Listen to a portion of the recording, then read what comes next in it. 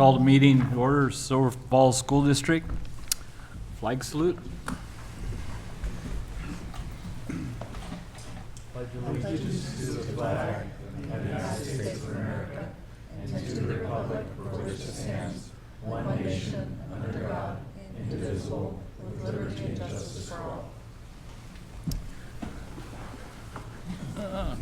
Attendance, I forgot here, we're down Tom, it looks like, tonight.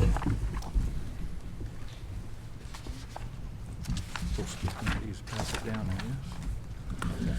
Agenda review. I have a motion on that. Approve the agenda. Yes, I move to approve the agenda as published. Second.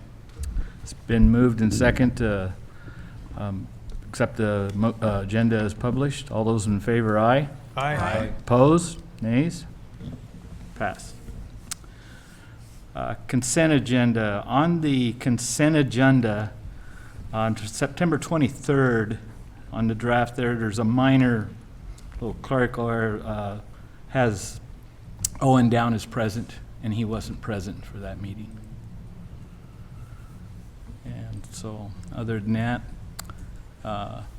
so I'd accept the motion on the consent agenda as amended.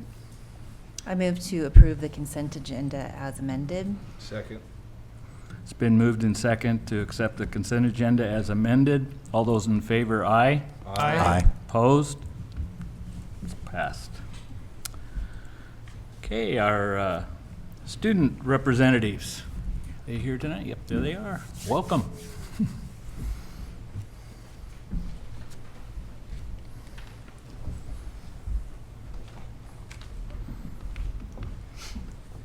Hello, my name is Kai Hawley, and I'm one of the ASP School Board representatives from Silverton High School.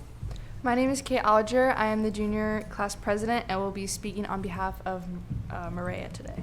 We will be presenting on behalf of the student body as a whole today. Homecoming finished up 2 weeks ago and went very well. We tried some new events this year and continued on some with Silverton traditions.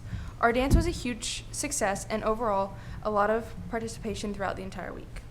One of the biggest wins during homecoming week was the success of the open house hosted at the high school. With that being said, on behalf of Silverton High School, thank you for our community. Thank you to the community for the support and participation. Also, a huge thank you is extended to our school board, as well as providing support and food for our event.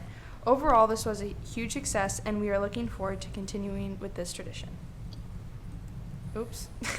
Next, we would like to congratulate our fall sports for continuing to compete at a high level.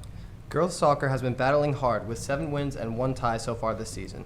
They have 2 games this week, and Thursday they host Central at McGinnis Field. They are currently ranked number 6 in OSAA 5A. Boys soccer is also continuing to fight this season as they are in the middle of their league season as well. They play 2 games this week as well, but will play home on Tuesday at 7:15 against Lebanon. The girls volleyball team just finished up a tournament on Saturday at Oregon City High School where they placed first in silver. They are currently ranked number 9 in OSAA 5A. They will be hosting their rival team Crescent Valley this Thursday at 6:30. Our football team has been continuing their dominant stretch as well. They're sitting at number 1 in OSAA 5A with a 5-1 record. They will have a big matchup at home this week on Friday against Wilsonville. The theme is Pink Out for Breast Cancer Awareness Month. Our clubs and activities at the high school are continuing their success through this fall season as well. Our clubs meet once a month on Tuesdays at the high school during AG and other times outside of school as well. In ASB, we are gearing up for our next big event, Tree of Giving, where we will begin the fundraising and planning process now but start our event in November. We want to make sure everyone knows that we continue to post information about upcoming events and happenings at Silverton High School on our social media pages, the Silverton High School website, and can use Parent Square. We are excited for what's in store for the continuation of this school year, where our focus is to be great foxes who exemplify our Fox values of respect, dignity, compassion, and inclusion. Thank you everyone for all of your support and hard work to ensure we have the best school year possible. Go Foxes. Thank you. Thank you. Very good.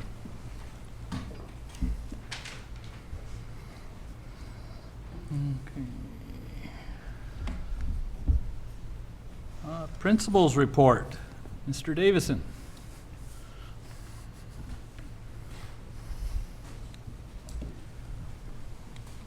I think, Owen passed along. Thanks, Owen. Yeah, thanks for having me here tonight. I'm the principal at Silverton Middle School, and just realized today that that's my 8th year in that building, so it's gone fast.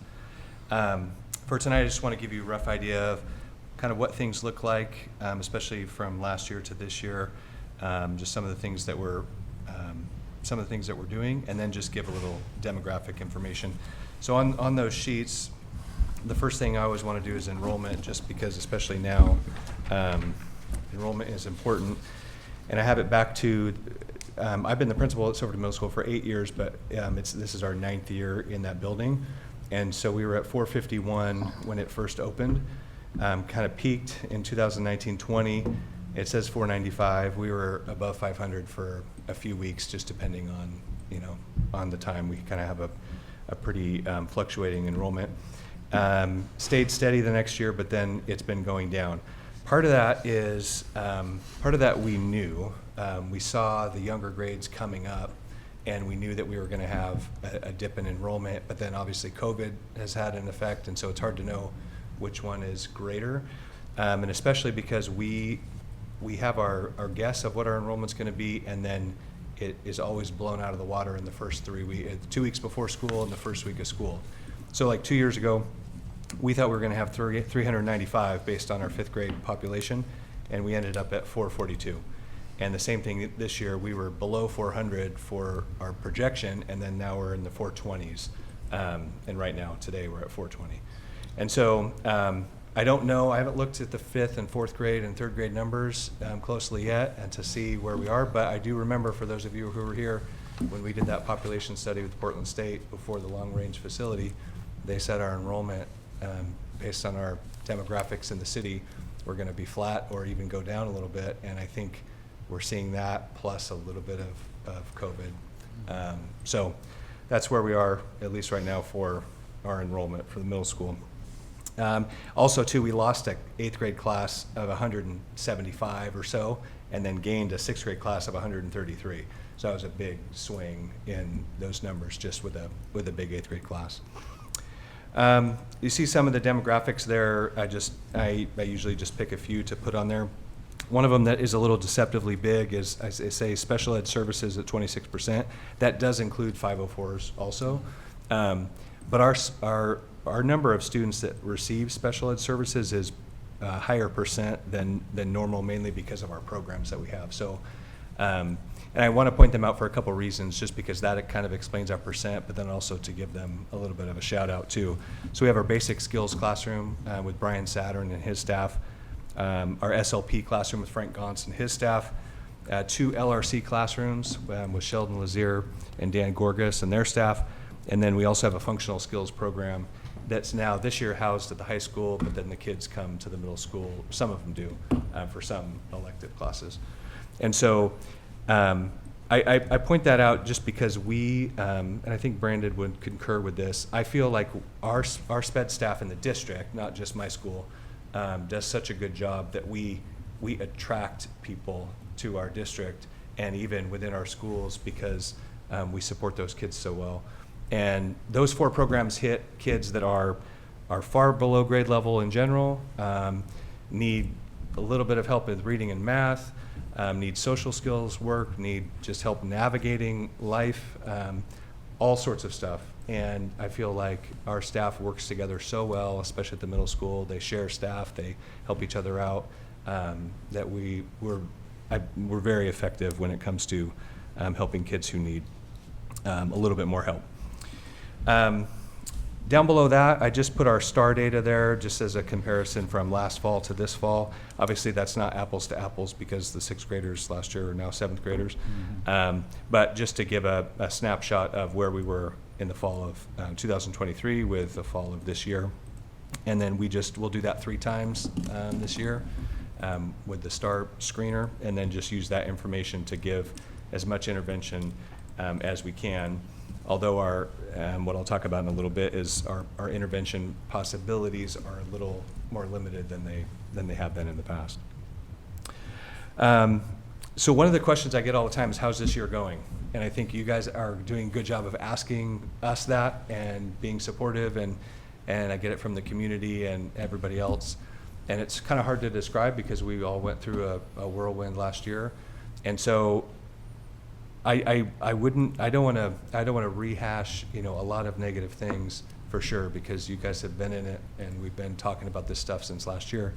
But I wouldn't be telling the truth if I didn't at least bring up a couple things that our staff has had to deal with. And so the first one is the bond failure. And it almost seems like a distant memory at this point with what we dealt with last spring. But I was thinking about today, the 8th graders that are in my building right now were kindergartners when we first made the move from Mark Twain to the old high school.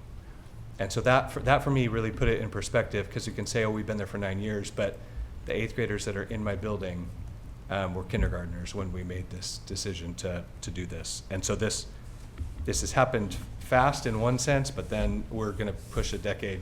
We'll be at a decade next year of being in this building.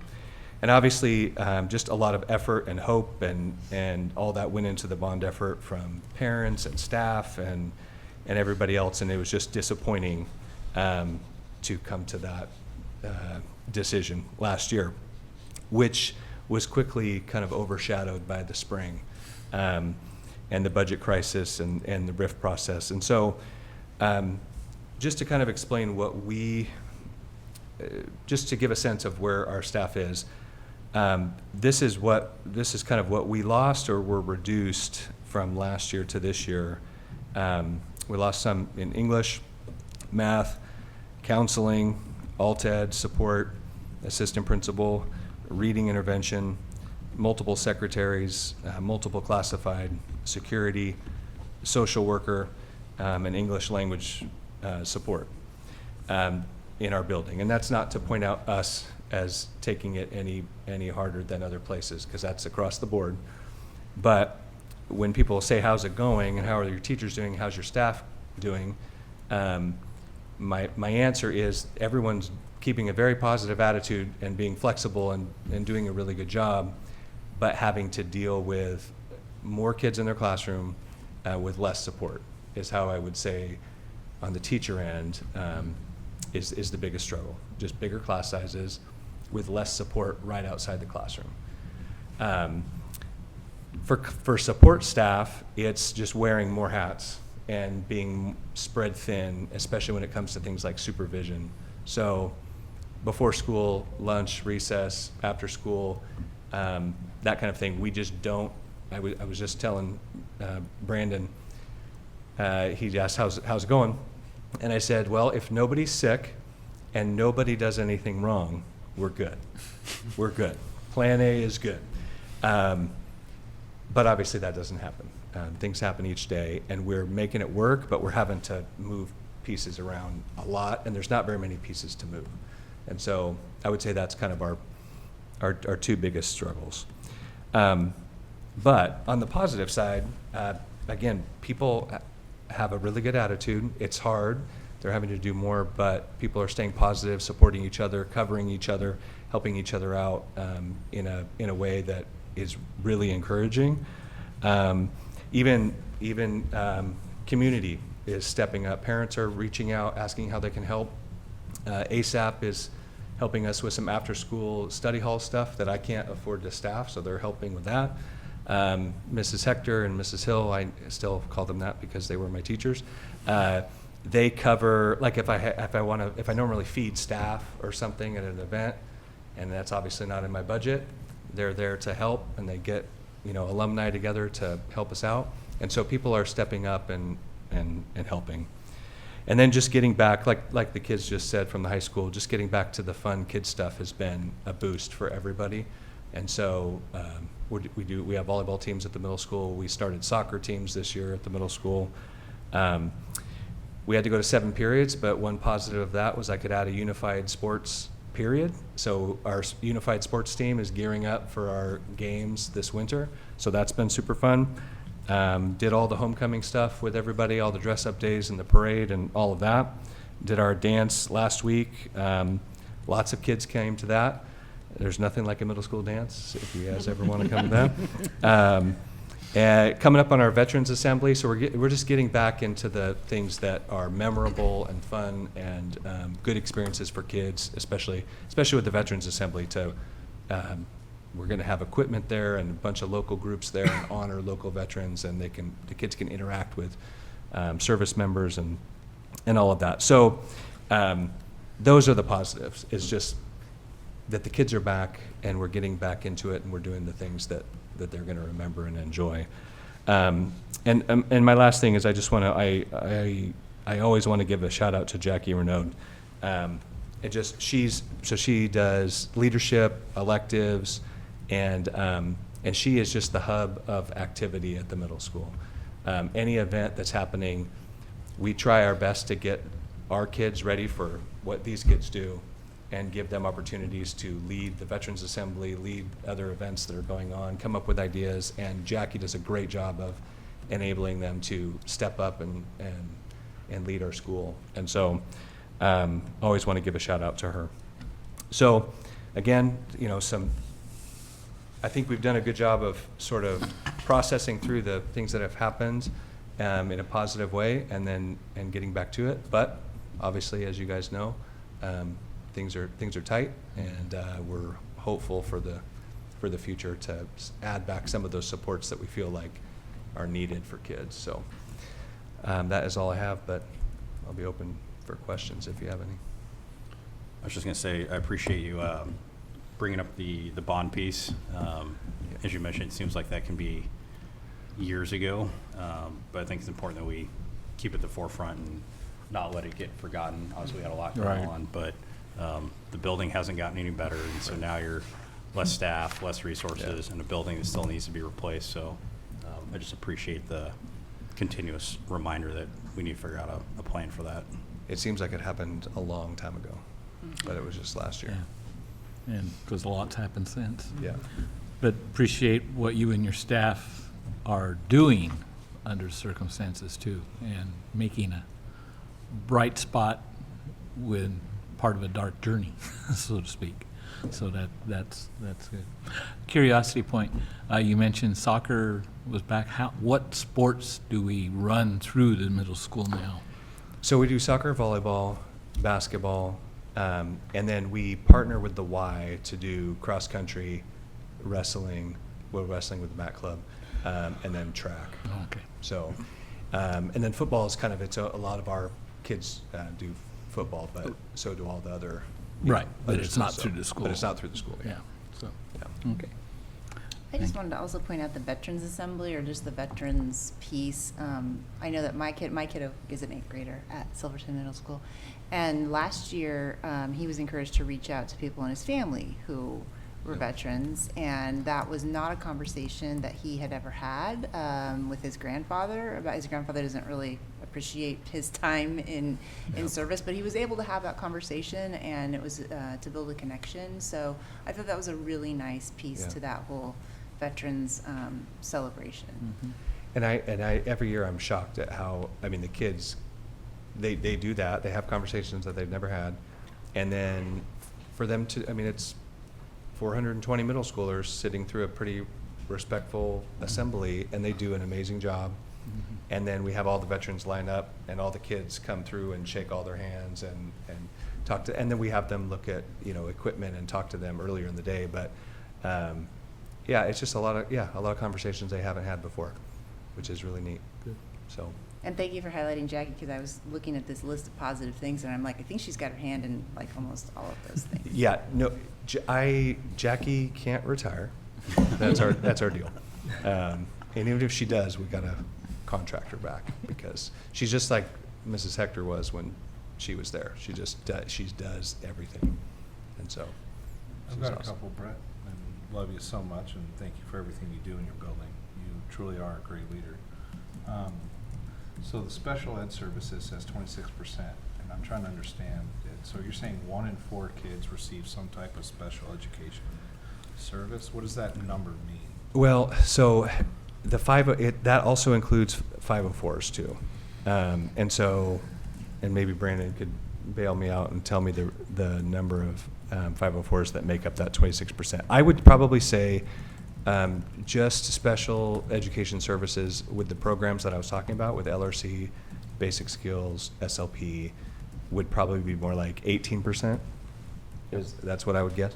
And so maybe 18, 19%, and then 504s on top of that. And is it probably, so I know that some of our schools have services aren't exactly provided in other places. Yeah. You think your number's probably higher because of the extra services we have? 100%. Okay. So if a kid is at one of the K-8 schools and they need to be in the basic skills class, like there's no way we can staff that the way our district is configured, so they would come in town. Yeah. And I guess my last one is, I mean, it was frank, 420 makes me nervous. Yeah. You know, the number of kids, and just kind of something I'm going to be watching. Yeah. And I'm going to put you on the spot. Do you have I guess? I don't. I have not looked at the 5th grade numbers yet. Although 420 is, but it was, if I remember, I think I was in the 390s coming into this year. Oh, okay. I always get the lowest number of move-ins that I've ever gotten is 20, and at most it's been up to 50, even close to 60 people who just show up. And those aren't transfers in; those are just people who show up 2 weeks before school or the first week of school. And so I can.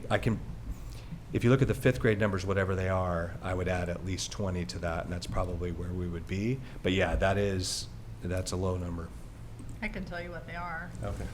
So currently we have, at Robert Frost, we have 72 5th graders. At Mark Twain, we have 55 5th graders. So 127. Yeah. Well, thanks, Brett. Yeah. Thank you for your 8 years. Eight Appreciate years. it. Can't believe that. Thank you, Thanks, Brett. Brett. Thanks, guys. Thanks, Brad. Okay, and then we have the team from Silver Falls Education Association. See you back there.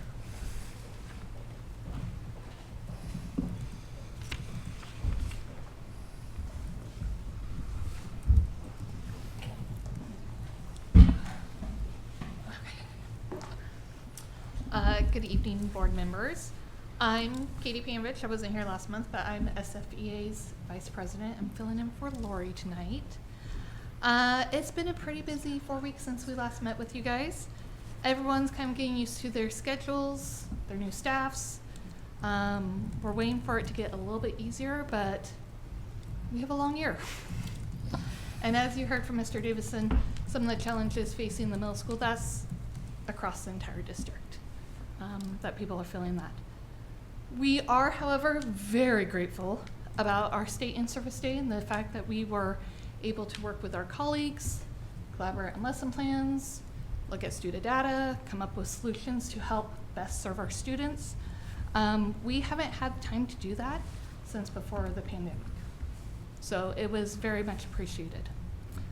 Since our last board meeting, we had some notable staffing changes that has kind of gone throughout the whole district, with a teaching position added back to Butte Creek, which was great, brought our K2 numbers down. We had a couple of EAs added back to schools to help with large class sizes. However, at the same time, our speech language pathologist positions were reduced. We have one teacher that is reduced to 1 day a week through Silver Falls and then 4 days through WESD. The ultimate goal of that change was to avoid a layoff, and we're very appreciative of the creative thinking to try to avoid it, especially since the school year started, that the district leadership kind of came up with. However, it did impact our speech language pathologist department greatly. I believe they will be following up with an email to you all to detail the specifics of that impact, because its impact, even though one teacher is the one that's changed, it impacts all of them. So other than that, we're just chugging along. Thank you. Okay, thank you. Thank you. Thank you very much.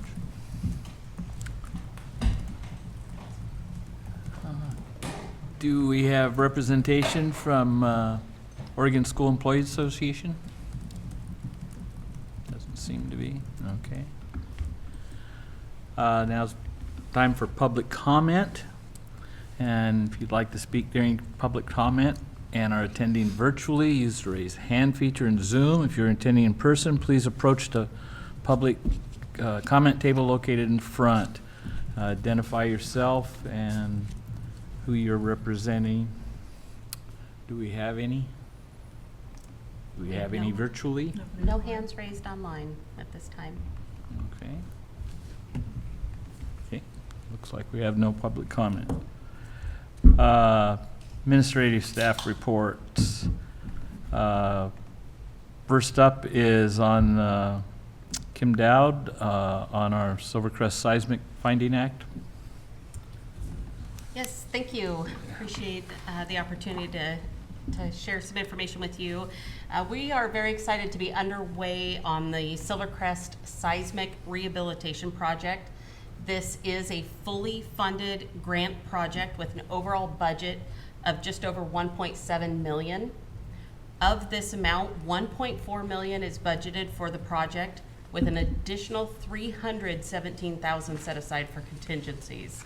We felt this was an important key due to our current financial state that the contingencies were sufficient to account for what will undoubtedly come up in the process. Tonight, we are presenting to you a findings of fact document that can be found on Board Book for anyone to take a look at. And we are asking you, as our local contract review board, to support the use of a non-competitive bid process.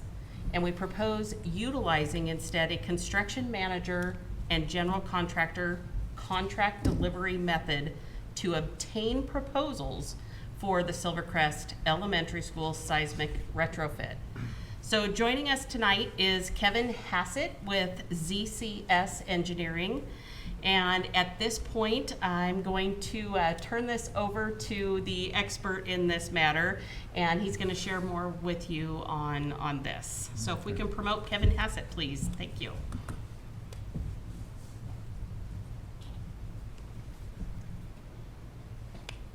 Hi everyone, can you guys see my screen?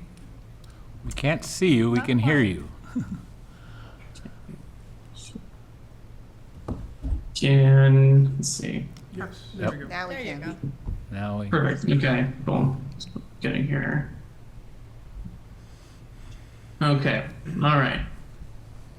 So, like Kim said, my name is Kevin Hassett. I'm with ZCS Engineering and Architecture. I'm a structural engineer, working with Silver Falls School District on the Silvercrest Elementary School retrofit project, specifically the library music building, as seen in this picture. Kim asked me to give a brief presentation and explanation of the CMGC procurement method, and which we plan on utilizing for this project. A little background on where the project currently stands. Silvercrest Elementary School was awarded a grant, like Kim said, of over a little bit of $1.7 million. ZCS was selected as the structural and architectural consultant on the project. Right now, we're beginning the contractor selection process. And as part of this process, we are requesting permission from the school board to utilize the CMGC procurement method as opposed to the design bid build method. Following contractor selection with this CMGC process, we will continue design of the seismic retrofit and finally enter into the construction phase. So this is a brief summary of the design bid build versus the CMGC process. Essentially, design bid build is based on lowest bidder and not the most qualified.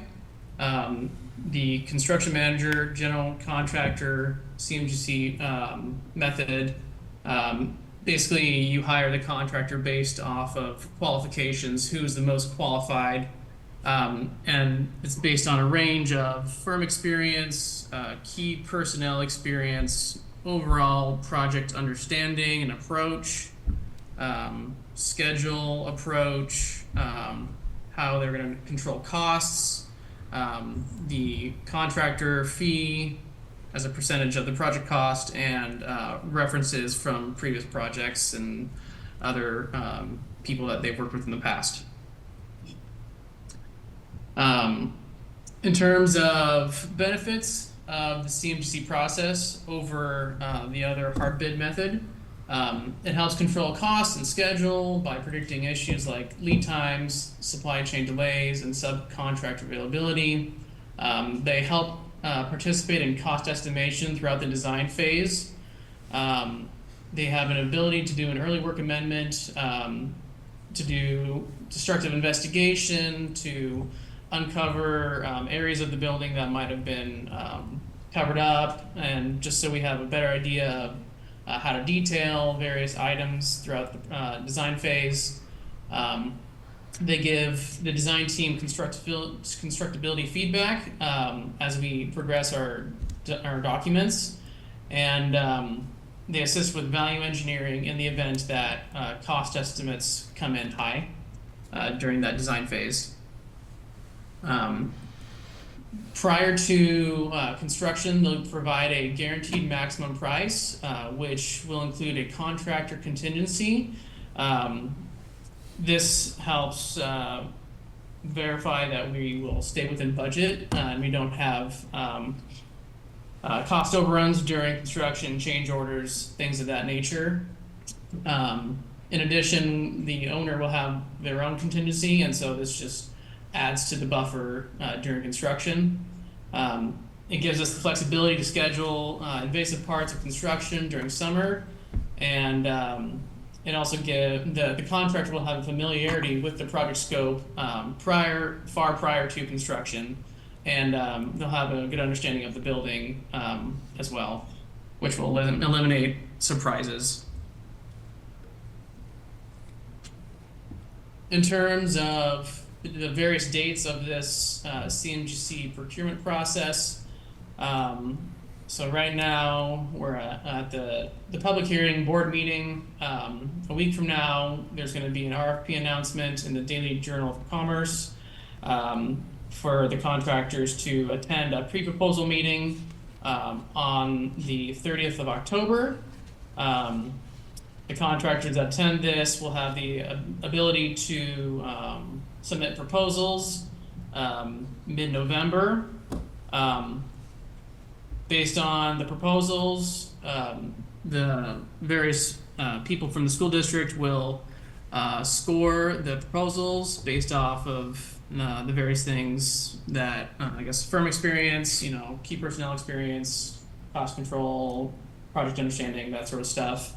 And the highest proposal will, I guess, be recommended at the board meeting on December 9th. And we hope to award the contract prior to the end of the year and begin the CMGC process with the contractor on the design team at the beginning of the following year. Does anyone have any questions about the CMGC process in general, or the project, or anything like that?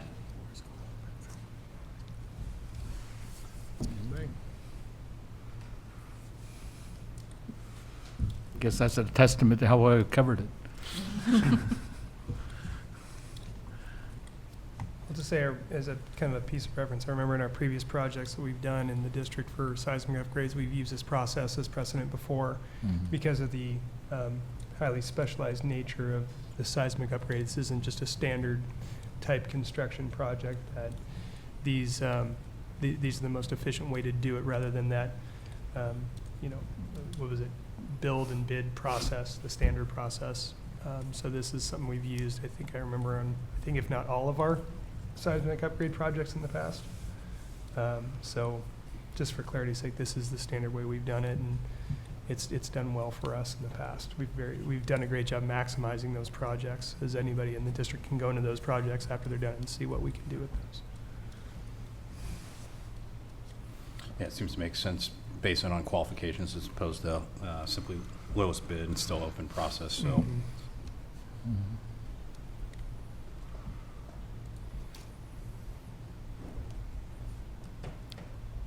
Now, what if anything is needed from us on this? I was just looking at that on the agenda, so we do need an approval, and I apologize, I failed to check to see that. We will need an approval to utilize this process, so being that that is not on the agenda, I may need some guidance on how we, what we need to do to add that action item. We can just forward. move to approve ZCS and the, how do I want to say it wrong? CG, CMGC, CMGC. Yeah. If somebody wants to do that, doesn't have to be me. But, we can do it at any point. well, I think after number 11, yeah? Yep. 11 and a half. Does that sound right, Phil? Yeah, I was gonna say, that's when we'd wanna do it, Yep. so. For clarification, we do need to, because we would be the local. You are review Yes. board. Right, correct. We need to approve this as the This- board to go to the next Correct. step. We're requesting special procurement for this, and so, yes, we would be needing a motion to approve the use of the CMGC project for the Silvercrest Seismic Rehabilitation Project. Do we need to adopt or approve the findings of fact? It's a good question. It does say before the local contract review board. I do believe that would be the appropriate statement, that we approve the findings of fact to proceed with this, yes. I agree. Yeah, because you have to sign it. Yes. Yep, Okay. yeah. Well, I think what we'll do here is we will, at this moment, I will entertain a motion to amend our agenda to add item 11 under action items concerning the dealing with this. I move to amend the agenda to include the seismic rehabilitation process after number 11. Second? Been moved in second to amend the agenda to, at number 11, add approving the Silvercrest seismic findings of fact process. All those in favor, aye? Aye. Opposed, nays? All passed. Okay. Okay. Anything else on this at this point, Kim? That would conclude this Okay. portion. Thank you. Okay, thank you. Kim Kellison, Superintendent's Report. Good Division evening. 22. Yeah, Division 22, we look at that every year in October, and we are required to submit that to ODE in November. Typically, this report is mostly in compliance, but I have a couple things I want to point out to you this evening where I think we have some work to do as a district that would make us better in compliance than we are currently. The first couple categories, so district curriculum, it's like, did you adopt curriculum, according to the cycle? And I would comment that we have adopted curriculum according to the cycle. However, I would say that it's not uniform in how we use it across the district, and we're part of this RTI group that's been working, and it's a grant that has provided time for us to talk about our systems and how we increase literacy skill level in the district. And I think that's a really great opportunity to kind of evaluate what we have and what we're using and get some feedback from teachers about what would be most impactful to help raise our literacy scores. And so our reading and writing and all that. So I think that there will be more discussion on that as we go through. And we're trying not to add any new systems or programs for teachers, to just kind of help enhance what they have. But at some point, we are supposed to have curriculum that is approved by the state. And for language arts, we have Wonders, which is an approved curriculum currently, but in the next cycle, the next cycle will be more restricted than it is now. There will be less approved curriculums on the adoption cycle for language arts because of the requirement for the signs of reading to be included in the K-2 products. So this is like a whole year-long process, and we'll put a team of teachers together to really talk about what we're going to use and how we're going to, increase literacy across the district. We already have, really great scores, and we're ahead of the state average. But I think that we could, there's certainly always room for growth, right? And we like to move forward and keep kids engaged and active in reading. So I think there's a little work to do in that area, but we are compliant at this time. I'm going to go just kind of over you can see that most of these are in compliance: substance use and prevention intervention plan. Human sexuality, I have heard from some building administrators that isn't being taught to a high degree in some areas, and so I want to look at that and find a way to teach that with an opt-out for parents that aren't comfortable with it. So sometimes we have parents that don't approve of our state curriculum that's been approved, or just want to opt their student out. So giving parents the option and the opportunity to do what's right for their family, but still be in compliance with what the state's asking us to do. So we will look further at that area. I have not seen that for myself. I'm just going off some feedback from some of my admin team, and so that's an area where we'll be doing some more analysis and a greater look. Kim, if I could Yeah. ask a clarification question here. Yeah. I'm probably the only one here that's confused, but where on the chart it says status out of compliance, and then next explanation, evidence district has met all the requirements for this rule. To me, that Yeah. on the surface, it seems like a contradiction, so Yeah, I am haven't am I changed that. interpreting it wrong, or? No, I haven't changed that column yet. I've only done the right and the far left because of time. Oh, okay. So okay. once I get ready, and I will add some more details about how we plan to do that. So this is a very brief, because it's not really due till November. Okay. I just want you to know, sorry, Phil, I haven't Okay. done the middle Okay. column yet. Yeah, I- sorry. I just figured I wasn't getting it. Yeah, no, and a lot of these are not hugely Yeah. out of compliance. Okay. So, yeah, there would be a couple adjustments there. Let's go down to the next one. Menstrual Dignity Act, we've talked about this before. We're out of compliance on that. So are a lot of other districts in the state, because I did a lot of research on that. And so, we've done, there's some good work done on that at the high school and the middle school. We certainly could try and enhance that in some of our buildings. We found an issue when we were talking about policy the other night in our policy meeting, where actually one of the laws we talked about in the policy was more restrictive than actually what the act or what the law says.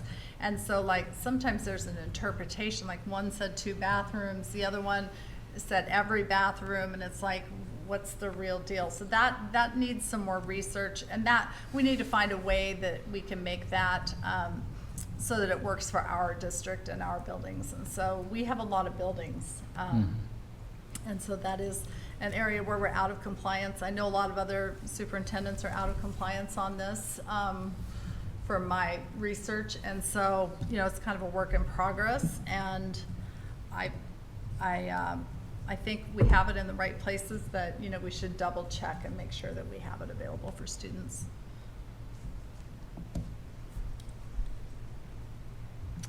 And then the last one I have is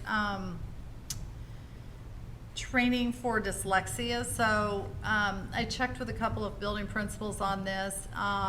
We do a lot of training on DIBELS and dyslexia and different things, but this is a different type of training that was added last year, and so it is for building. It's not just for title teachers or reading specialists, it's for classroom teachers, and so we probably have a few folks in the district that need that training.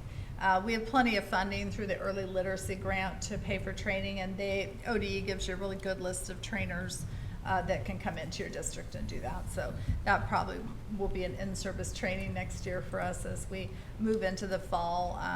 And we won't be compliant with it right now because it's very expensive. So we'll have to use the early literacy grant for that. So that's the last area I would recommend. And then the rest of these, you know, we're in pretty good shape on most of them.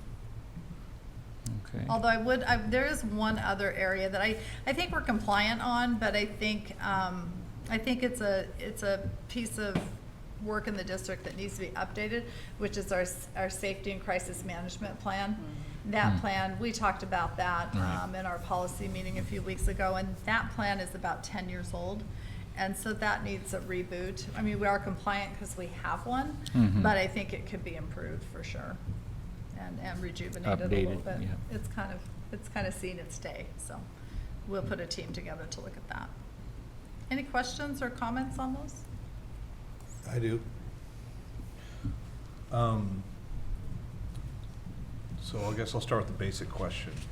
If we're not in compliance, at what point does it trigger a slap from the state? So I'm not saying to not be in compliance. I'm asking, because I'm trying to understand how this works and what this means for our district. And I guess I have another question after that. So if we are out 20, does that trigger a threshold where now we're getting into financial or some type of repercussions? If it's 1 or 2, do they not look the same? I'm trying to understand what Division 22 means for our district in the big picture. Yeah, so Susan Payne runs Division 22 at ODE, and her main thrust behind what she's doing there for the Department of Education is trying to make sure districts are, you know, trying to be compliant. And so what I will do is I will craft a better plan for these 3 targeted areas, and once you report that you're not in compliance in these areas, they contact you and say, hey, how do you plan to satisfy this? What is your plan? And it's not uncommon. You know, there have been some disruptions during the pandemic, different things that districts had to deal with.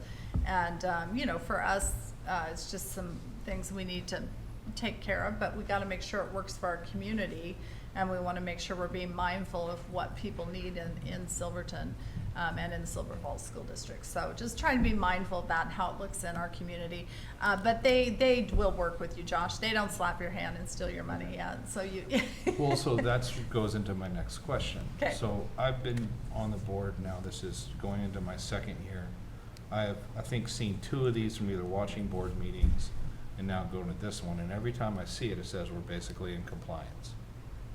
So my question is, how are we as board members supposed to actually know if we are or not? Because one person said some of our stuff we were in compliance, and now you're telling us we're not. Do you see my issue? So how am I supposed to know that if we are or aren't? I just I'm trusting, right? Essentially is Yeah, like I mean, financial you reports. hired me as your CEO, and I walked into buildings and looked at these things. So Okay. I think and I know that's hard for you guys because you've had a bad experience, and it's not necessarily you're in your comfort zone.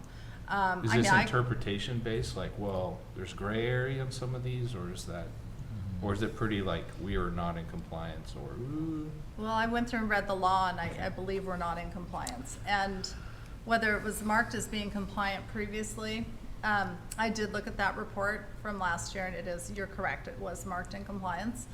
I do not happen to agree that that's accurate in some places, and my job is to operate with integrity and a sense of awareness for what's right for kids, and to make sure that equity and inclusion and all those things are being upheld.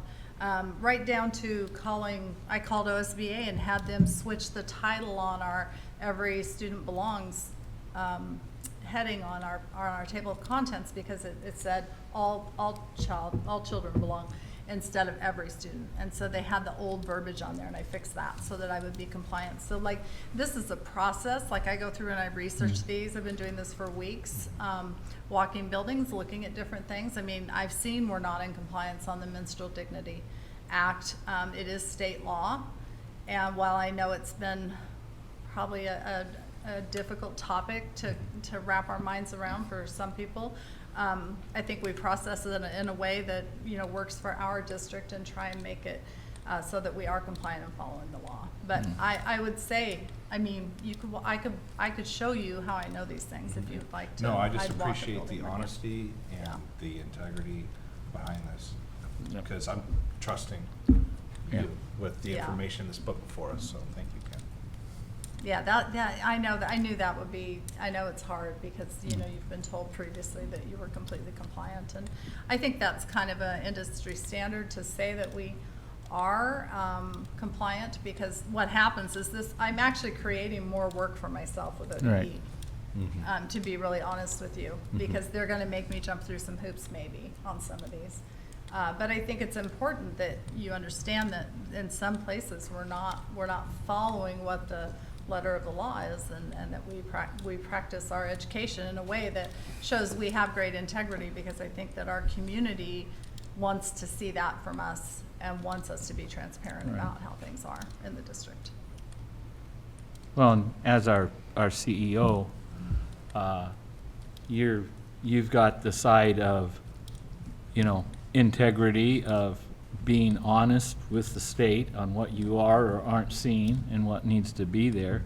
And at the same time, that's reporting to us and individuals. I'm not saying you or anybody, but some people can handle that differently. They can look at it and say what they see, or some can overlook, or some can even turn their head the other way. And so I personally appreciate that, you know, even though it can end up ultimately being a reflection on you as leader of our district, you have to say we're not compliant, the integrity to do so. Appreciate that. Well, and I think the other thing is that, you know, from my networking and from my understanding, you know, ODE, we are in the spotlight right now because of our budget issues.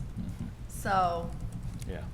I have to be above, you know, Yeah. any type of, and I also want them to work with me when I call them and say, hey, I need more flexibility in the accountability measures that we use to show that students are showing growth in reading.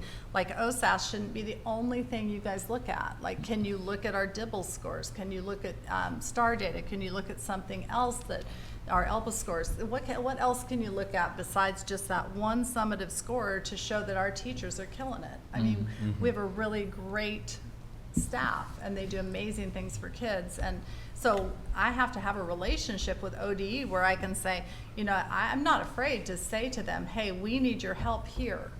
Like the language arts and the math adoptions should not be back to back. That's ridiculous. Like, I need them to move one of those because it's too hard on teachers. So like, in order for me to be able to approach them and get them to help us do things, because it's an ordeal sometimes, to be really honest, it's not easy to get ODE to do these things. Yeah. Even though they want to help us, they haven't, you know, sometimes they just don't understand what our building complications are. And so they have to trust me in order for me to get them to help us. Sure. Makes sense. I'm trying to be trustworthy and Yeah. practice with integrity. All the way around. Yep. Yeah. Appreciate it, Kim. Yep. You're welcome. Okay, Kim, do you want to review your goals with us? Oh, yeah, that was just a discussion point. I think actually am I supposed to do the survey first? After goals. No, goals are first. Yeah, those are just in there again, and I think Debbie had them as a discussion item. I didn't know if you had any questions or if you wanted to, you wanted me to change anything or what you thought about those from last time. I thought they were great. I was going to say, I've gotten the think- feeling that we're on board. Okay, with we're where good? where you're headed with those. So. Okay, I'll keep working on those then. Okay. Okay. Next up, thank you for that. Next up is the survey bids. Right. And we have 3 different bids, one to mark corners at $6,500, and that's from Troy Peterson. And then we have a bid for $26,750 from Precision Geometronics. Whew, that's a lot. And then we have another for $7,200 from LEI Engineering and Surveying. And so these are to mark the corners as the survey requires for the partition on the Robert Frost property. Can you, any idea why the drastic swing between two are pretty close and then one's? I know, Any I'm not insight? sure. Yeah, I'm not sure what the drastic increase is, but Debbie, did Jeff mention that to you? Yeah, okay. So I had conversations with Jeff as he was crafting this, and I'm going to speculate that the one from Jim Hepler with Azimuth Surveying is probably what they would call a full survey that would be recorded with the county, which is different than what they call a paper survey or a desk survey. Because this property is more than 10 acres, to complete the partition, we are not required to do a full survey. Correct. And so actually one of the surveyors informed me of that. And then Jeff and I discussed, those options. I think he was aiming to get what would be called a desk survey to complete the partition and complete our, legal obligation there. But then also to take that extra step and mark the corners so that both the district would know where those corners are and then any buyer would know where the corners are as well. Right, yeah, I told him beyond the desk survey just that we did want the corners marked because we want to know if we build any fences or if we do anything, we want to know where our line is. But I'm not sure, like I could contact this second bidder, and these are just for your informational purpose anyway. I can contact him and see, if this was a full survey, because a full survey is very different where you're marking every bit of the line, it's really brass caps, all the business, instead of a desk survey. So this is actually a very affordable price to survey this type of property. Right. I mean, I would have expected that higher number of that second bid. In my experience as a real estate agent when I did that. So I can contact the second guy and double check Owen to make sure, and see where he would, if he did make a mistake in this bid. I can tell you personally, I've used both Jim Hepler, and Troy with Landmarkers, and both no complaints with either one of them. I don't know the third. So to my understanding, what we're talking about here is potentially two different types of level of work to survey that property. One we may not need to have, that has no advantages to us. We to did sell the property. Yeah, One, we correct. don't know We're that. not gonna, we're not gonna do the higher price Right. version, Josh. Okay, just I will clarifying. double check with him to make sure that was the desk survey Okay. with the corners and not the full survey. If it is a full survey, then he would have the opportunity to tell me, maybe his bid 7,000 or whatever. Okay. I will call him tomorrow. The one thing I will tell you is that, just out of full transparency, we're just trying to show you 3 bids so that Right. we did go Right. go above and beyond to show that we're trying to preserve our valuable dollars. Right. We don't have very many. This will be under So it- administration's parameters to award this once they Yeah. figured that out. Yeah, this isn't an amount you have to approve. It's No, under the I knew program that. I was amount. just gonna say if there was a cent, like, please don't go for the expensive one. Giving you You don't my have 2 to- cents. yeah. You do not have to listen to it. No worries. Well, I know how the process works. I'm just Yeah, making sure. yeah, we're good. No worries. I will go with the cheaper chicken for sure. Okay. And I'm probably gonna sound like a broken record, but I'm really thankful for Owen, you lending your expertise, Yeah. and Kim as well on this. It's really nice to have both of your expertise, so thank you. Yeah, Owen knows a lot about real estate development. Yes, he has a very Yes, he does. keen mind with that. Yes. Okay. Thank you. Well, sure, nice how much you know too. I mean, you Yeah, I'm know heading stuff. down to the city to see what the sewer lien's about, yeah. I'll march right in there, it's okay. It's on the title report, and we don't know what it's for, so. Okay. Kim Dowd, financial report. Thank you, appreciate that. Daniel, if you could start my presentation, and I will let you guys know that due to tiny little missing device, that little tiny USB piece, I'll be having to give Daniel a heads up when it's time to do the clicker, because while we have a clicker, we don't have the dongle that goes into a machine, and so we're going to be working on that. But I appreciate the opportunity to share with you tonight on some financial updates. I want to start with next slide, please. I apologize. Thank you. Start with a 2023-24 update. Just letting you know our audit preparation is continuing, and our auditors themselves will begin their work right away in November. The one piece that I did want to share is that while we don't have an anticipated date for when we'll receive the full financial report, our team is committed to working as quickly as possible with the auditors with a goal of being able to present that at the December 9th meeting. I stress that that's a goal, but that will be our next financial report for you on 23-24 will be the actual final audit report. One change that I felt was important to communicate tonight relates to a formula omission that I discovered while preparing these updates. As we were just discussing, integrity is also top importance to me. So as much as I don't love doing this in that light, I felt it was important to bring this up. So next slide, please. As presented at the September 7th board meeting, I know this image is very hard to see, but I kind of have a little red arrow on there for you. We had a figure on a line for what's called a premium associated with the tax anticipation note. This is a revenue item of $11,757. And while it was included in the total and the actual year-to-date revenue, my formula did not carry it forward into the middle column. And the good news is that was understating my projected ending fund balance by $11,757. So while this is good news, next slide please, Daniel. I just wanted to point out to you, it did shift some figures, increased, good news again, by $11,000.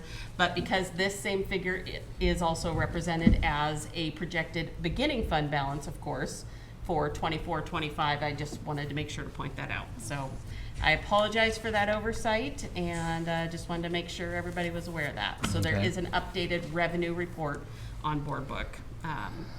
Next slide, please. So moving on to the 2024-25 financial report. So you'll find the full reports on board book, but a quick update on revenue. We are anxiously awaiting an updated estimate on the state school fund. This is historically released in November. So the information that will be in this next state school fund update will be absolutely critical, as our enrollment numbers are actually lower than the conservative estimate we used. And learning more about the enrollment changes across the state and whether or not we have been able to maintain our proportionate share of the state school fund will be guiding our actions throughout the remainder of this year.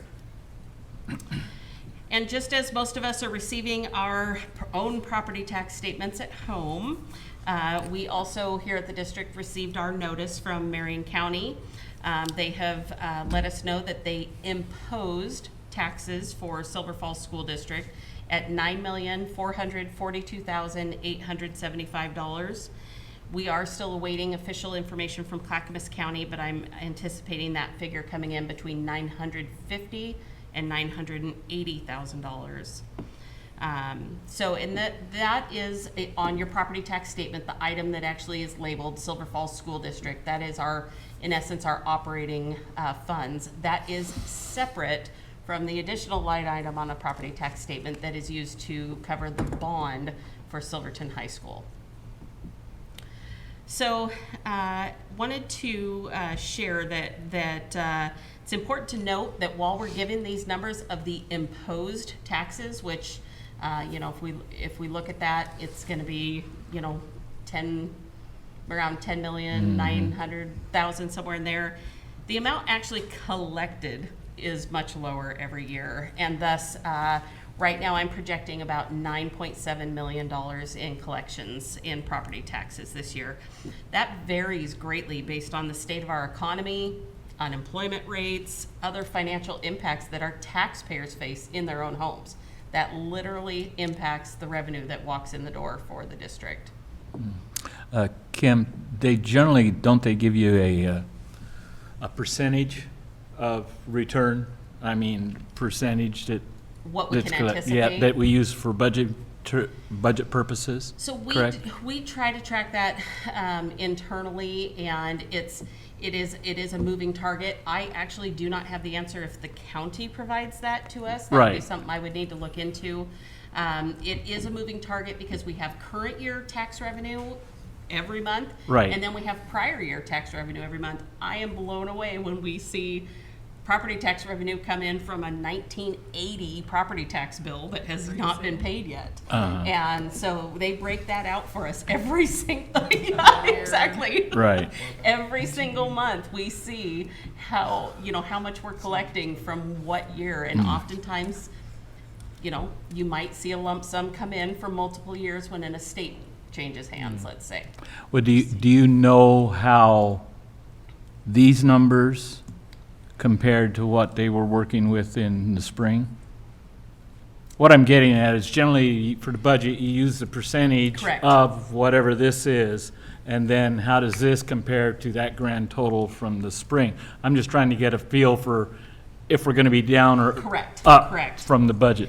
So our imposed amount is right on where we budgeted, and what I am projecting for collections is based on, I did a 6-year analysis of collections versus imposed tax. And I apologize, I do not have that number in front of me, obviously, right now. Yeah, it's a but 94 or I something or did other. shift my projection down a little bit. As you can see, I did budget 9.9 million. I'm projecting 9.775 in that figure. The property tax piece is something I'm still really learning on. There's a lot of compression involved due to some property tax measures that have been put in Right. place over the years and that sort of piece. So Yeah. Okay. I feel like our projection is closer on target. Unfortunately, that may mean slightly lower property tax revenues than we originally expected. However, if those come in lower, then that can increase our state school fund as well, because it does. It affects that. It does have a push and pull relationship on that. Yeah. But Kim, aren't we getting paid based on last year's enrollment numbers? Everything that we're getting monetarily this year is based on everything from last year's It will numbers, correct? It'll depend on the higher of the 2 years. They use the higher of the 2 years. Okay. So yes, it will be. It's a moving target. The bigger question is our proportionate share. Honestly, I'll be perfectly honest. That would be great if last year's ADMW's higher and we can be funded off of that. If we lose a proportionate share of the pot, that is actually more concerning, because then our revenue per student will go down. So that, Which depends on. And so other that just people's- depends on if other districts are losing or growing. so, yeah, but Correct. that goes into this question that I have. The entire So, figure. say we're just crushing it. Say our enrollment numbers we didn't lose as much as other districts. Say the grades, the stuff we're cranking out, our staff is crushing it. Like, we have a good thing going. Do we get a benefit pay? Do they pay us more for that? Or they take money away from us and give it to other districts that maybe not making as good of decisions as we are? Does that make sense? Yes. So. Because I know we're capped at special ed, right? Correct. They're not gonna pay us more for that, it's like 13%, right? 11. We're capped at 11. We're asking for 15 in the next. But where's our number at on that, if I remember? 15. We're at about almost 15% on special education Okay. identification. Yes. So, I guess the ultimate question is like, are they incentivizing people to do better? So, of your question, you talked about quantity of enrollment or enrollment figures. We would receive increased revenue if our enrollment figures are higher. Okay. Grading and staff crushing it, unfortunately, does not factor into the state school fund itself. Thank you. There are, and this will be a great piece of the finance committee, there are weights, if you will, what they consider, you get an additional weighting per student for certain needs. Some of them, as you know, are capped and don't quite meet our needs. But if you have English language learners, if you have pregnant and parenting students, if you have families in poverty, there is additional weighting Homeless. for certain things. Yeah, homeless students. Yeah. Well, I'm understanding, what if we just did amazing things and we all of a sudden solved some of those problems within our community? We don't have them anymore, or we have less of it. I think that we could should. reduce your funding. A couple years ago that happened. Remember, our poverty calculation actually improved, and it actually hurt us on their bottom line. Yeah, correct. Yes, it did. I will say though, if we are crushing it and we have an increase in enrollment, that helps us. So like if we, if we encourage some of our folks who've left perhaps to return because they like the way the district is headed, I mean, maybe we can sell it better to people that have left the district for Or what private Kim, school. or like you said whatever. earlier, like during coming out or kind of weathering the pandemic, like everybody's enrollment dropped. Yeah. The state school funds stayed the same, so the share was higher Correct. per student because everybody dropped. That's So correct. everybody got a benefit, so to speak, because of that. But like you said, Yeah, it's- if some are down and a lot are up, and the ones who are down are going to suffer. That is very true, and there's a lot of factors that play into that. As we've talked about, if birth rates are the issue, then that you would expect to see that statewide. But if housing costs are an issue, that could disproportionately impact certain communities. Because some districts have increased in their enrollment. Correct. Correct, yeah, Correct. yeah. Again. Not us. Yeah. I have a follow-up question for, I guess, either Kim, on the special ed cap of 11%. Why is that? Why is it not like That- scaling to the need? Yeah, that number has been that way for 2 decades, I think. It's been that for a long time. So when the superintendent started meeting about trying to change the funding, the way we're funded in education, that was one of our main goals, is to submit a number to the legislature that actually matches the national trend. So the national average is 15% of students are on an IEP or SPED plan.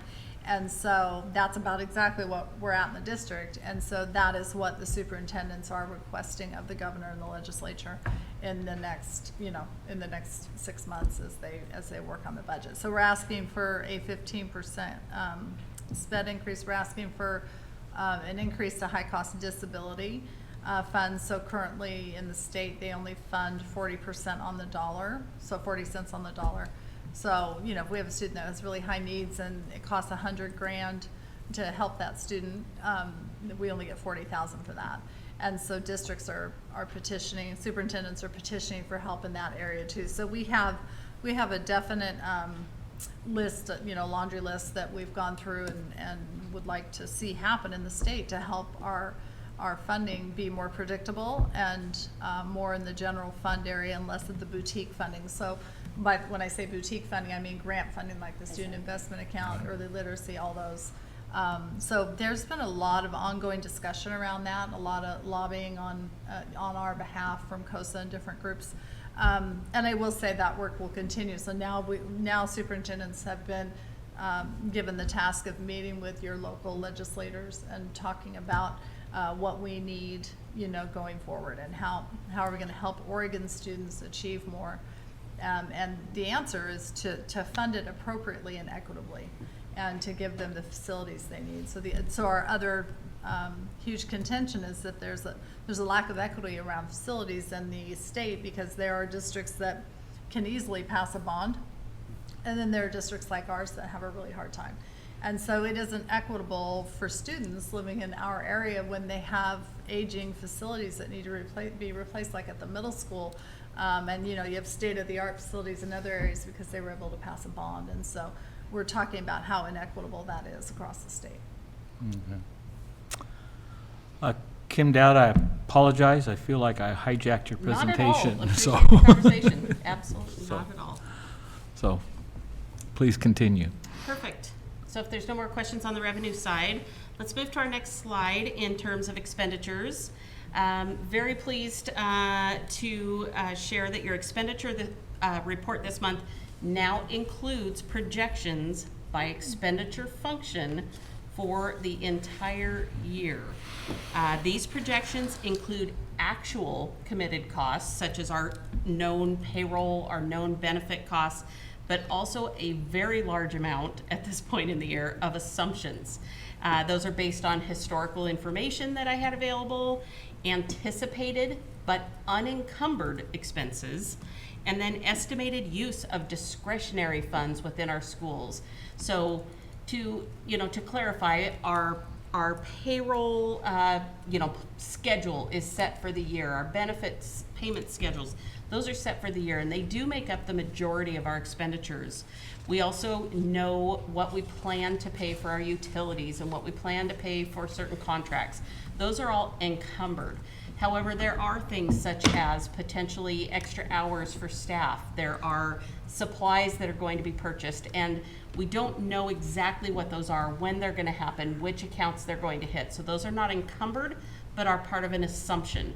So the projected column does include both actual encumbrances as well as those assumptions that at this point my team and myself are doing our absolute best to provide you with those projections, but those definitely can change and will change throughout the year.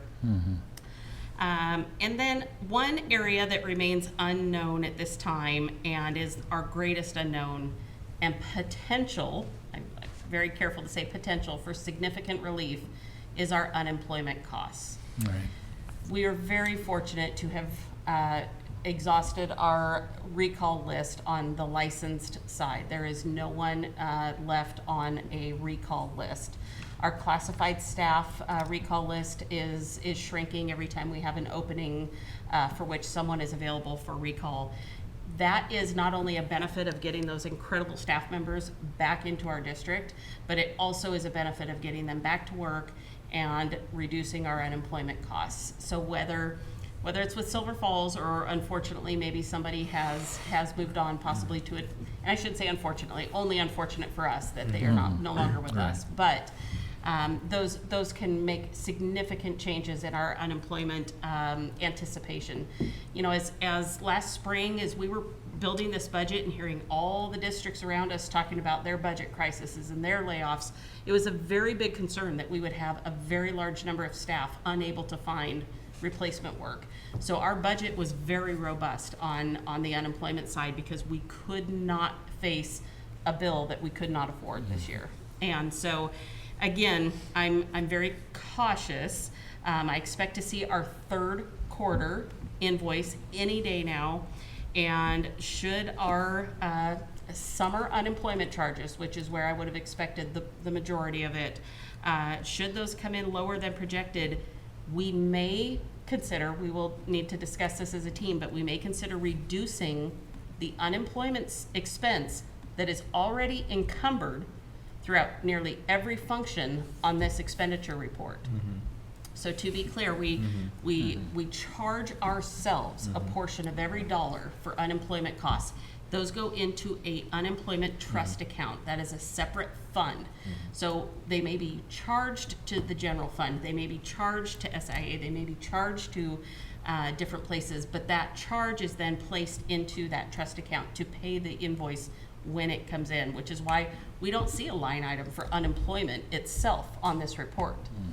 So if we realize that the percentage of every dollar that we are currently encumbered throughout the year may not need to remain that high, we actually could see reductions in the projected expenditures across almost every function on this report. Wow. So it was kind of the nerdy explanation, but wanted to share that with you. Are you then able to move that?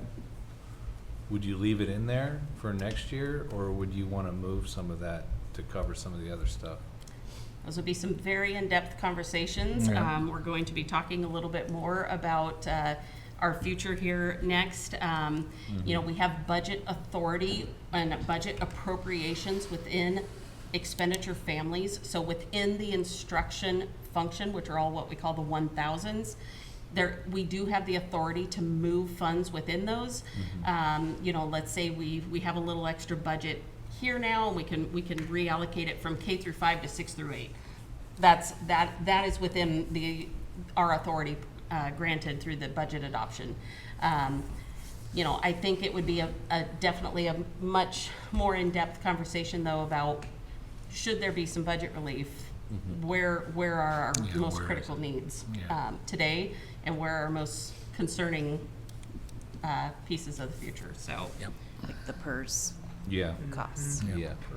Oh, we read the article. We read the article. Yeah. You sent us. I know, it's we're kinda gonna go scary, huh? right. It was scary. I'm gonna share a little bit on that with you guys as well here tonight. Are there any other expenditure or revenue questions before we jump into that? Just a comment. Yeah. I appreciate just the breakdown, specifically like where we're at right now with the project. It's just very helpful to kind of, for us, I think as a board, to kind of keep track and keep an eye on things as we kind of work through. I mean, some of them we've got thin margins, and I was looking at the care and upkeep of building services, so I'm like praying that we don't have a major issue, but it's very helpful. And then one that I was looking at that wasn't necessarily, didn't look like there was a specific budget, but the printing, publishing. Saw that. And I know you were working last year just to like unpack some of those different funds. My assumption, you can fix this if it's wrong, but that was maybe one that just hadn't got unpacked and added in yet. I appreciate you bringing that up. That, as I was building this report, literally, this is why I love these new reports, jumped out at me, and this is very, very disappointed to have to say, but I completely overlooked adding any budget to that line item. That is our copiers and our leases and our per print costs. We are anticipating that approximately $105,000. We have been meeting with we have a company that we work with that manages our costs. They've been able to reduce those significantly. But to go back to the root question, that was complete omission, oversight on my part in building the budget. And I'm a little shocked how that piece was completely overlooked, but it absolutely has a budget amount of 0. We're still going to have those expenditures. So again, those are the types of shifts that, as we've talked about, that as budgets come out and as things come up, whether it's errors and omissions on my part or an unexpected piece, that is something that fortunately is being covered by some of the other budgets in that same appropriation of support services. But yes, that is absolutely another piece, and I apologize, I did mean to call that out to you guys. Appreciate transparency, and Yeah. there's a little bit on your plate, Dan, moving fast. So. It just, the nice part is having a report like this in place and being able to work through this. Yeah. And as terrible as I feel sitting here and saying this, live, these are the things we're going to be able to do to find these before the final budget is sent out for adoption and review, and we'll be able to identify these pieces. So, Well, and it's really transparent. Anybody can say, hey, Kim, what about this? Yep. No. So, yeah, we are definitely hoping that number will be less. We actually got some quotes if we were able to reduce our color printing by 25%. The amount of prints that come out in color, if we could reduce that by 25%, that number could go down close to $20,000. Wow. Yeah, I think those are just some of the metrics, like when you're looking at that, and again, where we're at now and projecting, we can kind of hopefully shift those levers if need be. So, appreciate the transparency, and it's very helpful. Another piece, what makes these financial reports so helpful for all of us. So, okay. All right, well, with PERS. that, we'll go Our right favorite on to the topic. next, the next piece. So I wanted to give just a real brief PERS rate update. Many of you saw the announcement, read the article, and I wanted to provide a brief background on the rates. The employer PERS rates change July 1 of every odd year, of course, the start of each biennium. So our rates change every 2 years. However, the rate change is based on an actuarial valuation from the prior odd year. So our rate change in July 1 of 2025 is actually a lag of 18 months. This is looking at data as of year end 2023. So rate changes are very complex, and we wanted to just kind of give you that little background. So, and it's important to clarify that the rate we're talking about primarily tonight represents the employer contributions to fund pension benefits only. It does not include the 6% employee, also known as member contribution, to the individual account program. Now, they do call it a member contribution. Here at Silver Falls, it is a benefit for our contracted employees that we pay that 6% on behalf of the employees. But that 6% rate is not changing. What we're talking about tonight is the rate that funds the pension program.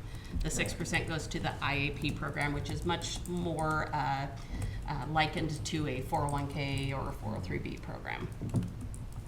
So next slide, please. The primary components of a PERS rate, there's there's a lot of pieces to it, but the primary pieces are a normal cost rate. So they figure out what is the projected cost of providing the expected benefits for your current employees for this next year. So they use assumptions, they look at mortality, they look at retirements, they look at salary increase, payroll growth, I apologize, a typo on there, wage inflation, and a rate of return adopted by the PERS board. The next component, next slide, they look at what's called a UAL, the unfunded actuarial liability. So this is the difference between the actual cost of pension benefits and the assets held by PERS, which is all the contributions they have plus the earnings they make on that at any point. And they come up with a UAL rate, which says how much more do we need to charge to make up or amortize that gap, the unfunded portion. And that's primarily impacted by the actual interest rate that is earned in OPERF, which is the Oregon Public Employees Retirement Fund.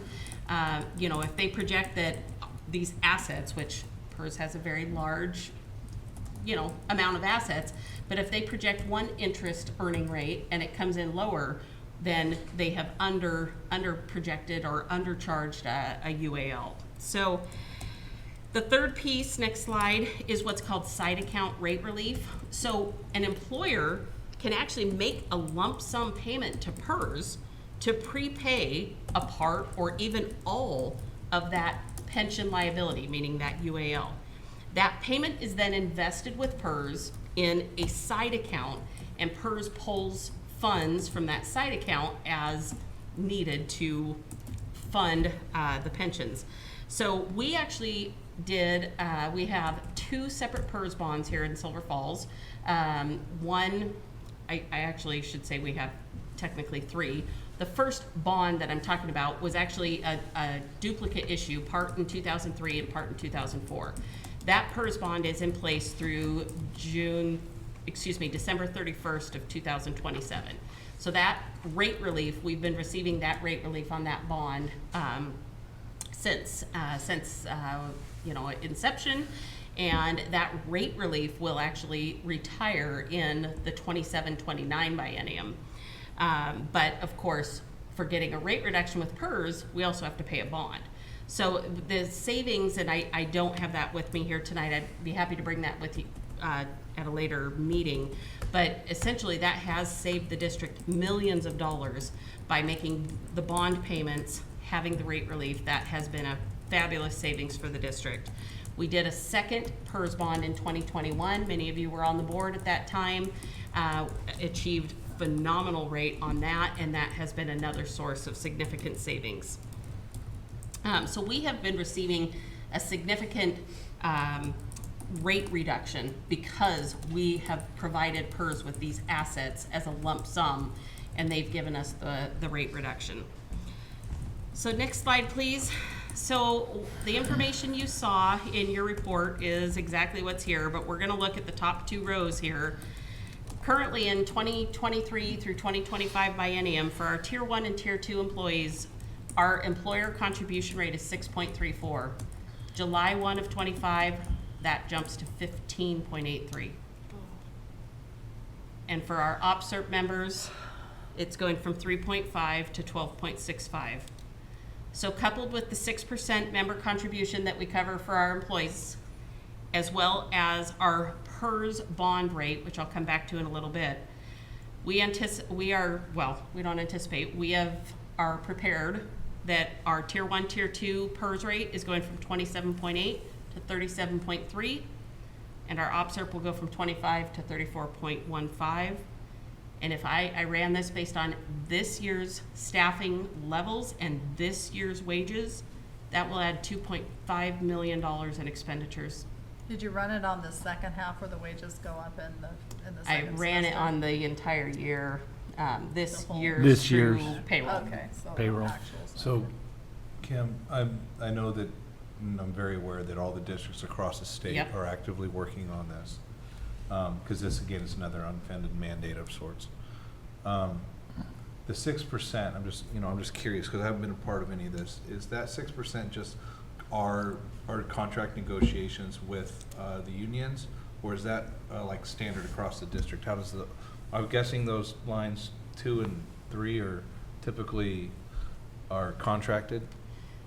So to answer your question about the 6%, Yeah. what we call a pickup, and I don't have the number in front of me, but I know the majority of districts in this state pick up Okay. the 6% for Probably their, 85%. yeah, I was thinking it at least 80%, so yes.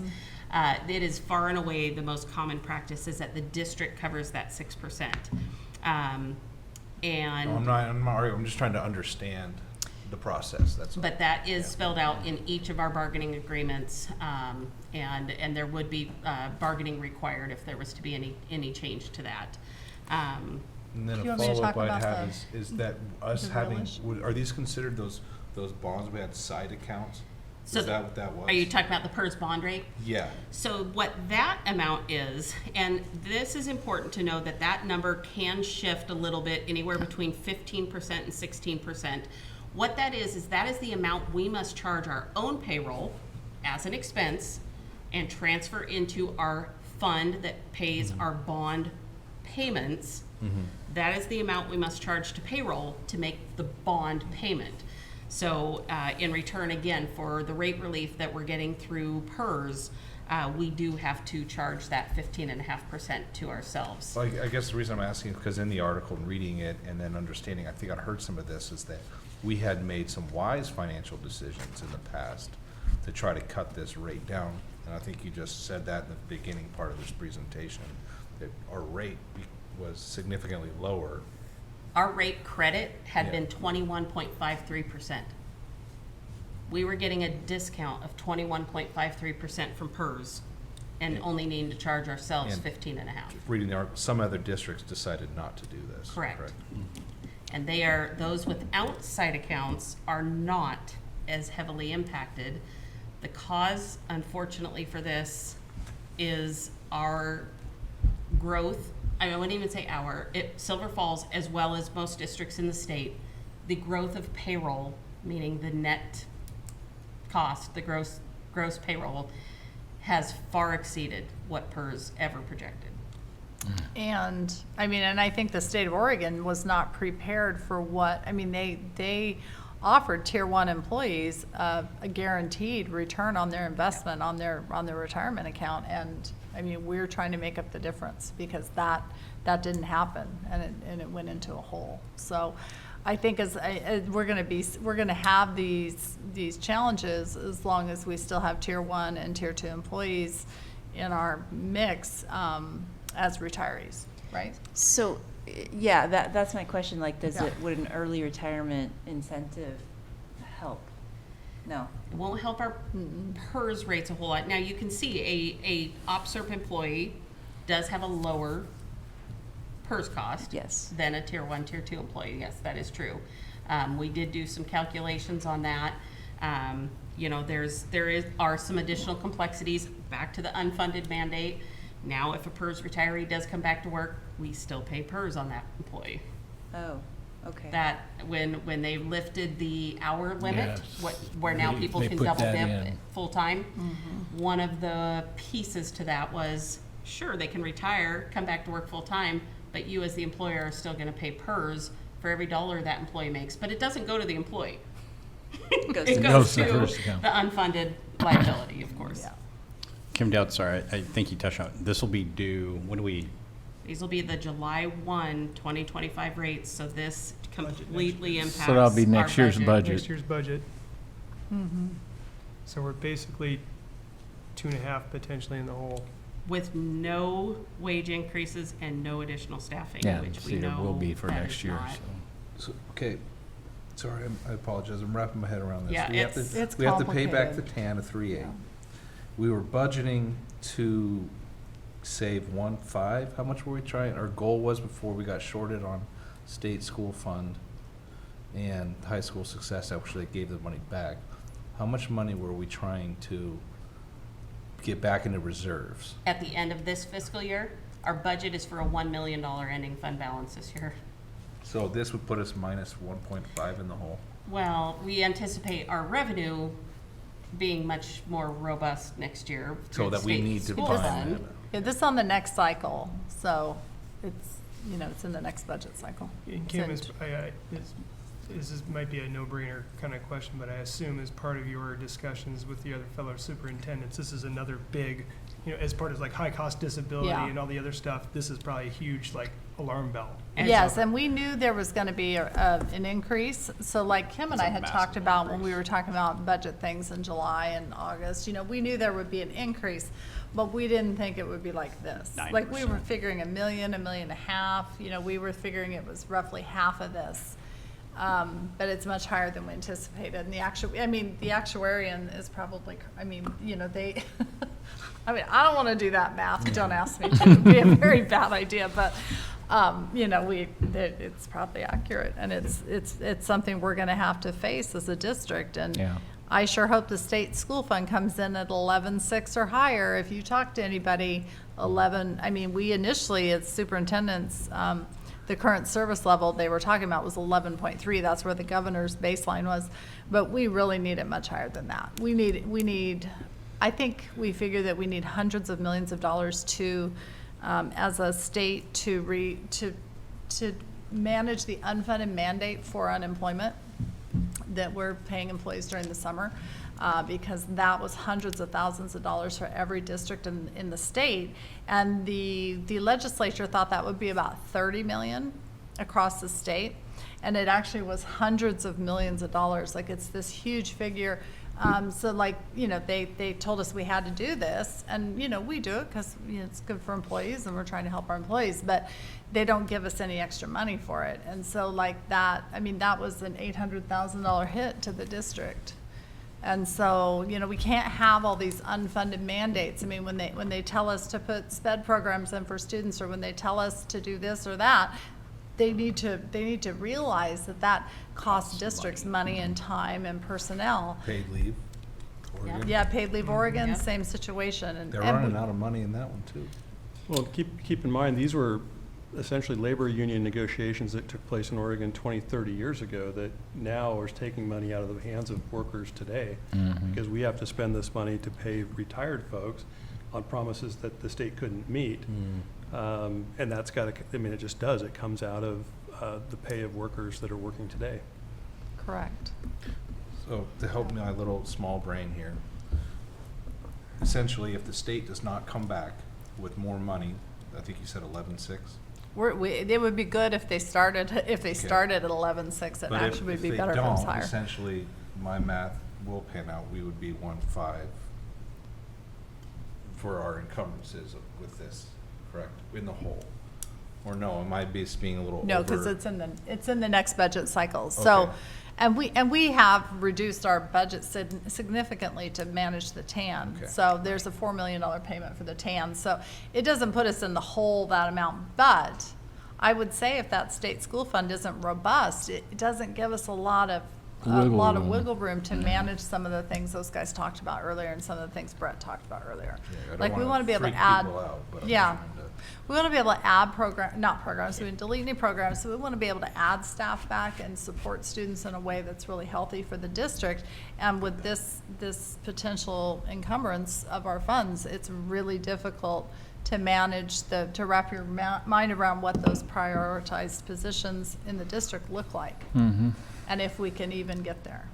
So this is going to be a work in progress. So when you see your local politicians, make sure you put a word in for the big budget for us. Yeah. Quick clarification on the you know, the side accounts and the the advance payments we did over the years, you know, on the bonds. Had we not done that, this impact would be much higher, correct? It actually, the impact would be less because we would have already been paying a higher rate. And so I don't have it in front of me, but people with outside accounts did not see a 9% increase. They did see an increase, but it was nowhere near that piece.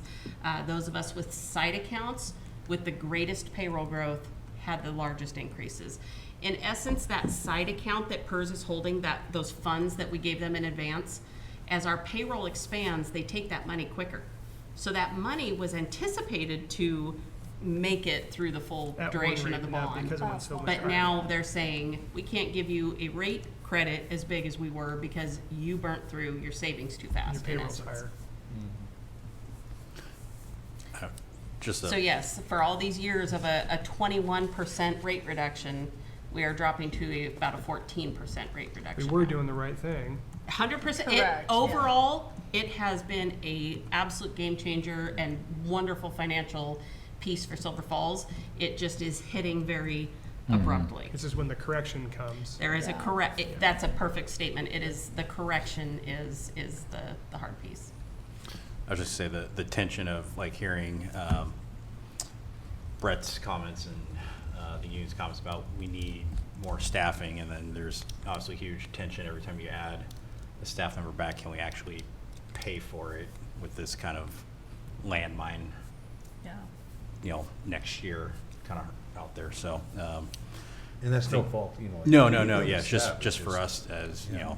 to kind of wrestle with that tension of adding anything back. There's cost to it. Yeah. Yep. Okay. Well, so with that, if there's How about some cheery news, Kim? we'll just skip the next slide then. The enrollment report is available online for you to view. However, after our 10-day drop, which is after 10 days of school, students who have not reported, unfortunately, we are at 3,630 students. And that is a drop of 67 from where we were on September 4th. And it is actually 70 students below where we ended last school year. So now to add to the doom and gloom, since it's the highest of 2 years, this will affect us more when that 2.5 million hits than it does now. That's very Unless very next school year has a big balloon We're going to be increase. marketing Silver Falls, right? All right. What was the budget enrollment number we used? It was I used 3640. 3640, okay. Yeah, it was Now, like 10 or 20 weights, under. I thought I was being conservative at 3640. Weights may Yeah. help us, but there's that cap, so really it may not. Again, it comes down to what's happening statewide with enrollment. All right. Well, you got the statewide thing. And then- I actually looked back, October 1 of 2024, just for, same time of year to same time of year, we were 119 students higher than we are right now. Last October. Last A year 23. ago. Yeah, 'cause it's always higher in the fall because you lose students in the spring that graduate early in the Right. year. The key is that declining, when we start at the 12th grade on that bottom line and we look down, we look to the left to the kinders, is just a trend that those class sizes are decreasing. They are. So we really, really need to dedicate our time and resources to long-term planning for the district and what's the Right district sizing looking it. like. Yeah. Okay, just wanted to be sure I understood that. Well, and that's what led us to spring, is that we weren't right sizing for a long time, Yeah. Correct. Yeah. but we're gonna have to continue Mhm. Yeah, to right size. unfortunately. Mhm. Well, I appreciate everybody's attention, and I apologize that, sometimes I feel like we're constantly, fighting an uphill battle, but as much as, we know there's a lot of school year left. I don't know if you had Yeah. a chance to look at it, but the bottom of page 1 of your financial report As of right now, I'm projecting an ending fund balance for 24-25 about 450,000 higher than what's in the budget. Okay. So if we can stay on track this year, and our teams are doing a great job of really thinking twice before we make expenditures, that sort of thing, we absolutely are making sure students have what they need, staff have what they need within our resources, but every little bit's gonna help, so. See, there was some bright news. Absolutely. There is, you know what, it's a very, very slim budget, and I'm really, really impressed with what everybody's doing to find solutions, to make sure we can do the best we can for our students within very limited resources, so. Well, as much as the truth hurts, we appreciate hearing it. Yep, So- absolutely. That's what, it's there, you know. Thank you, guys. Okay, and then proposed dates on our budget committee, or not budget committee, excuse me, finance committee. And Josh, that would directly affect you. Those Wednesdays should be good for you. Should be, yep. Yep, and so we'll be getting times put together with those and that sort of thing, but that's laid out, so we know that now. And so that's good. And that's when we'll hear the cheery stuff, I know it. So- Would there be a specific time that would work for the finance committee? I didn't want You, to. you know, I would say this, with Josh's schedule, and I know with mine, I can't speak for Tom, but I would say what works best for you. And come up with a time, and then I assume the conference room would probably be a good location for it. Absolutely. And, because we do have to meet open meeting laws Correct. on that, so.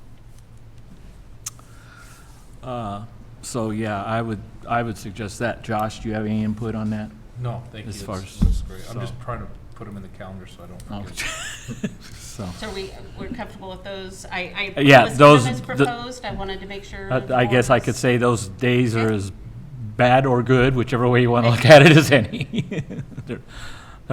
We know how it is. There'll always be a conflict somewhere sometime, but, and then, yeah, we'll go with those days, and then you just might throw out, Kim, if you would, just a proposed time that works for you, and then three of us can have our input on it, if it's a go sign or not on time, so. I would be comfortable if you think 6 PM is an appropriate start time, and Okay, if we're not, I Yeah. don't know, Tom's might be maybe it's Oh, winter, most so of those, I would think 6. 6? We're only talking 4 times. Okay, Go with 6. okay. We'll send out official Okay. schedule. All right. I'd like to just say one thing real quick, Mr. Chair. That's Sure. on the doom and gloom. So an observation from like homecoming and that whole week. Oh, yeah, that And was anything then- but doom and gloom. And then just the town we live in, the amount of kids I see, so that are wearing Fox colors or Silverton stuff. Like I look at the numbers and I don't see it when I'm out and about. Mm-hmm. Like we have a very special place. Yep. And like we have some good stuff going. I think these numbers will bounce back. Yeah. You know, it just, I just see so much positivity, kindness, and just kids being involved and more parent involvement this year. Teachers are killing it, the ones that we've got to keep, and they're just, I mean, they're doing great work. And I see a lot of positivity, great principals. The district office is doing amazing work with so much less. Mhm. There's a lot of good that I see, with just a lot of bad stuff coming from the top down on us. Mm. So, I'm very encouraged Yep. with some of No, the homecoming week was a great representation, I guess I want Mhm. to say, of our community. And and I can tell you from my experiences over the decades of coaching and stuff, there's not too many communities that match up for youth support that this one has, Mhm. so it's a very significant piece. All right. So public comment. This would be specific to our discussion items or action items, and since we have action items, anybody have anything they'd like to say concerning that? Anyone in the audience? Anyone online? Wave of hand. No hands raised online. Okay. Okay, we'll move on to that action item. And you got the motion there for us, Derek? Yeah, I move to approve the proposed exemption from competitive bidding and utilize the construction manager general contractor method of contracting for the Silvercrest seismic retrofit as proposed in the findings of fact document presented tonight. Second. It's been moved and second to move to approve the proposed exemption from competitive bidding and utilize the CMGC method of contracting for the Silvercrest seismic retrofit as proposed in the findings of the fact document presented. All those in favor, aye? Aye. Opposed, nay? It's passed. Any future agenda items requested?